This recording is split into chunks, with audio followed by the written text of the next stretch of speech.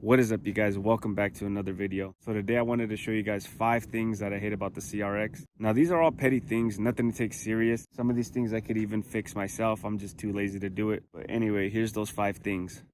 Okay, so number 1, there's no cup holders in this car, as you can tell. So what I normally do is I would usually put this e-brake down and I'd wedge the cup in between the passenger seat and the e-brake.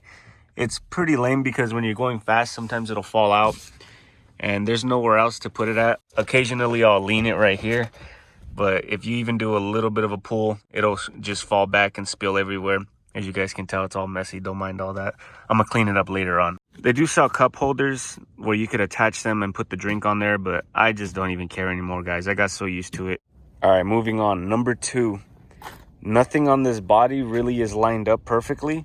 So right here, you could see the bumper and the fender don't line up like they're supposed to right here. They're supposed to be flush, and there's just a huge gap, especially right here. These aren't things you'll notice unless you look up closely at the car, but I notice everything on this car, you guys. I promise you that. And same on the other side. It's also got a gap right there and right there. And this part of the fender really bugs me. So right here, the door used to hit this part of the fender and I'd have to wedge it out. It was really tedious after a while.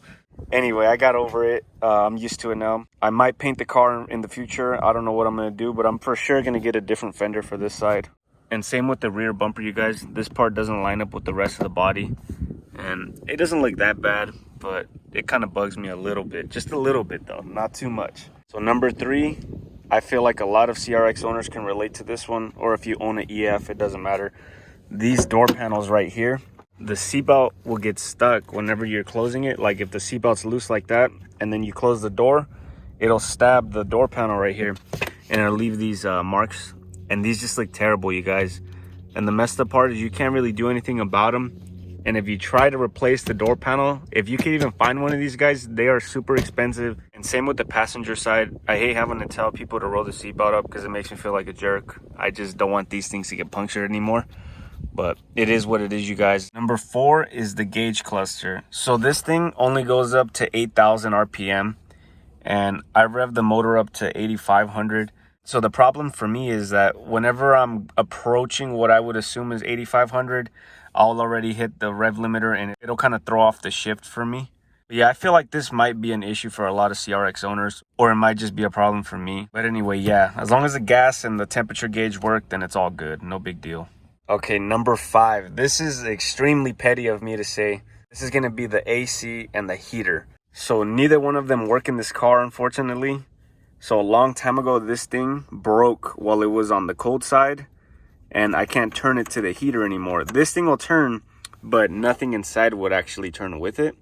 So it stays on the regular air, or what's supposed to be the cold air. And as you can tell, I took the AC out and all of that, so there's no AC in here. Whenever I'm driving and it's cold, I just throw a sweater on and I deal with it. This is mostly a problem for when I have my girl with me in the CRX. It'll get too hot or it'll get too cold, and neither one of these things help. But she don't really trip. She loves driving the car as well, so I'm okay with it. All right, so it got too windy, so I brought it inside this parking garage, and I'm gonna show you guys a bonus one that hits home with me, because every time people want to see the engine, I get really embarrassed about this because the engine bay just looks terrible. I'm gonna show you guys exactly what I mean right now. So from a distance, it might look pretty good, but once you start seeing the fine details, you guys, I'm not even kidding you, you're gonna laugh about it. So the first thing I notice is right here, I got a bunch of battery acid everywhere from the last battery that exploded, and it's all over the place. It's on the bottom of the transmission too. I had to scrape some of it off, but it's still stuck on there. And right here, there's all these paint spots that are the original red, and it just looks bad, guys. I do plan on painting it all gunmetal gray, one color. We're gonna do that once the engine's pulled out. I'm gonna try to get it wire tucked and all of that good stuff. Anyway, so right here too, this is zip tied. The piece that it's supposed to attach to messed up and it's just not gonna work. So right there, I have to zip tie it, and that's just what it is. Now the wires on this engine bay look shot to the ground. Let me show you what I mean. Like right here, that looks like Mickey Mouse work, you guys. Terrible. What is this right here? No, I'm just kidding. I know what that is.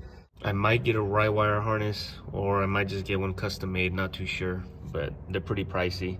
Other than that, it's just dirt everywhere. It looks crazy. I don't think I've ever washed this engine bay, actually. I don't think I've cared enough to, because it just looks bad. The motor looks okay, but the rest of it just looks terrible, you guys.